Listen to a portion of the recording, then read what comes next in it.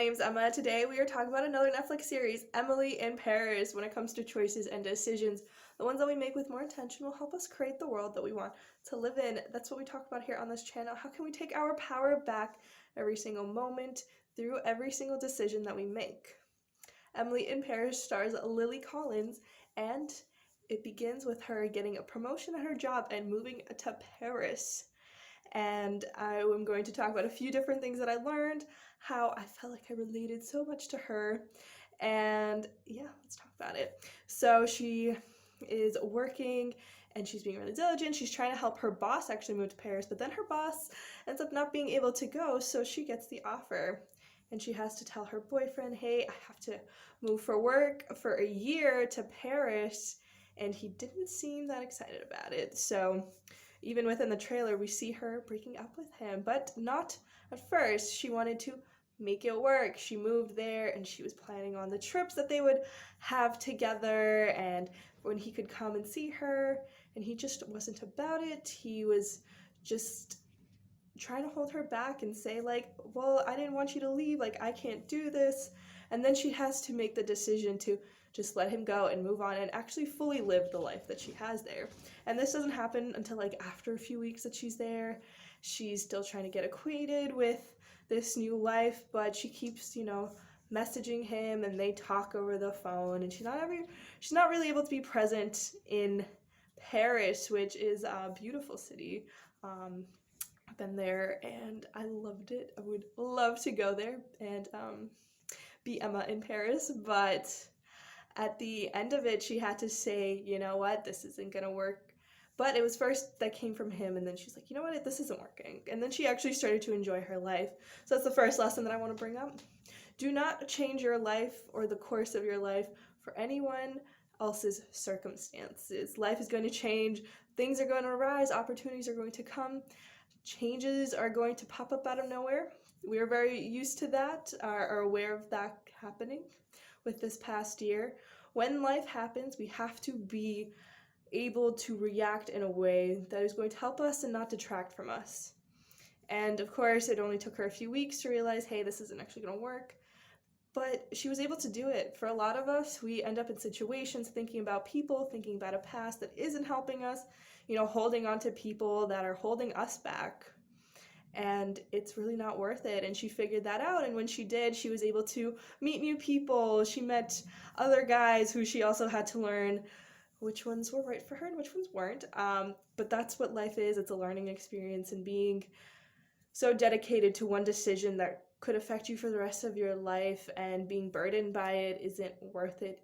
And we need to be thinking of these consequences constantly and reevaluating situations. If you met somebody or, you're friends with somebody and it worked for a while, you get to reevaluate and do a quality control check on that relationship. And that was one of the most important things that I've learned is quality control is something that shouldn't just happen at a company for a project. It should be something that we do all the time with our own relationships, and being like, you know what, these were the expectations between me and that other person. This is what I wanted. This isn't what's happening. Have a conversation, be open about what you're expecting, what isn't being met. And of course, expectations are difficult to meet, but if you're in a relationship or friendship with someone, there's usually some sort of expectations like respect, time, attention.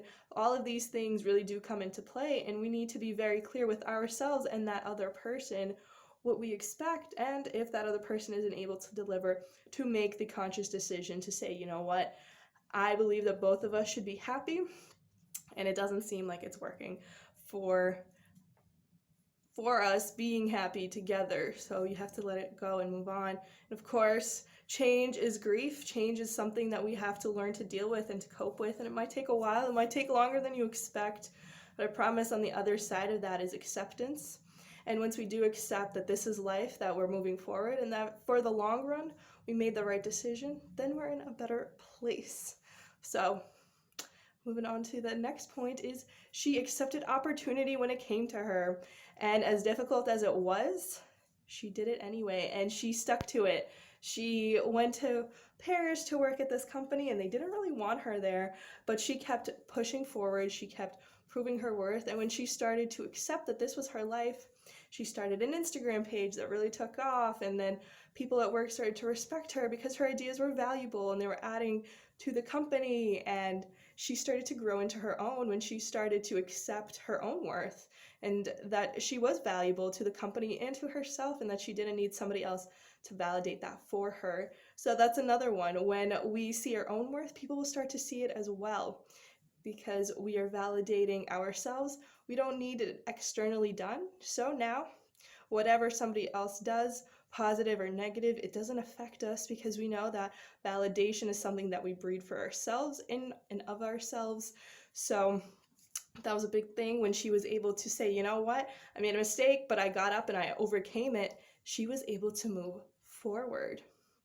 And another big point of the show is that she had to deal with meeting new people all the time and learning who was good for her and who wasn't, and to really not apply the secondary story of like, oh, well, he seems like this person, or this person sold her some story of who they imagined to be.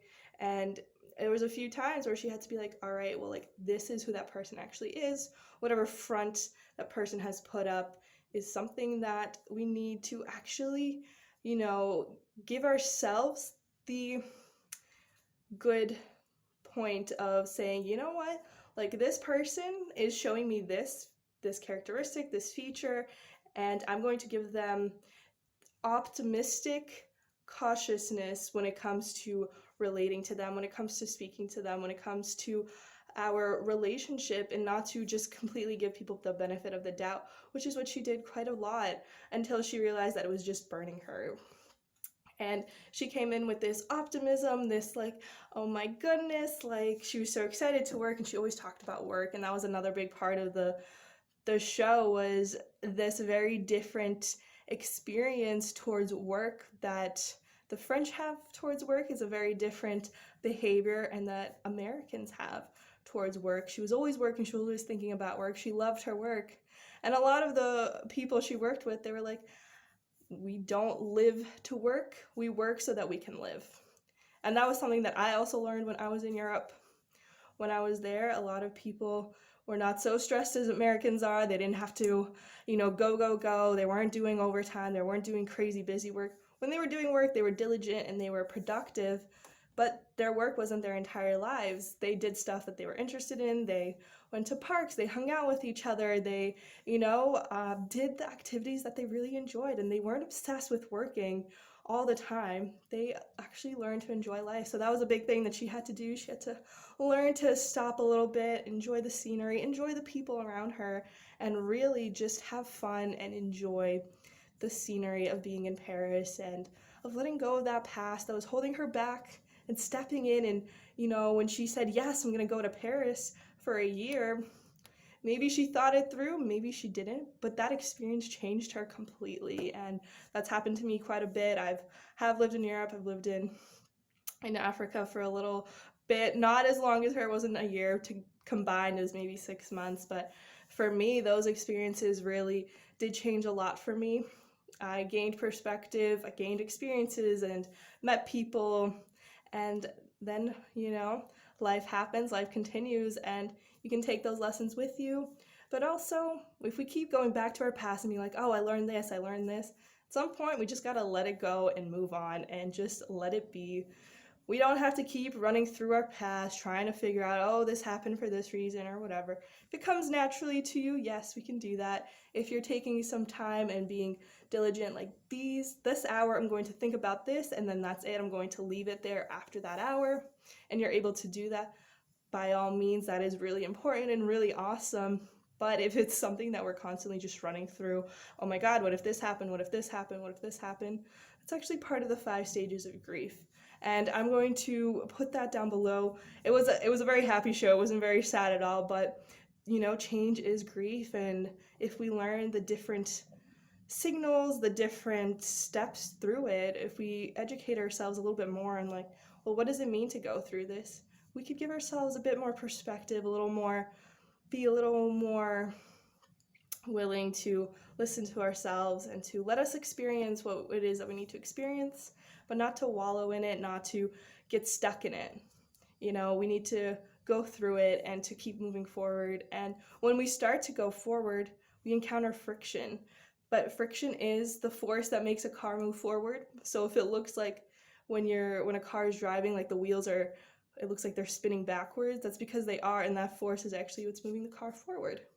Little lesson there, but it's a really important one because as we move forward, we're going to encounter things that are going to try and hold us back. But if we can get through them, it'll actually be what propels us forward. Because to overcome friction, you actually get shoved forward. You actually get forced forward even more. And when you pull a bow back, you have to let it go in order for the arrow to shoot forward.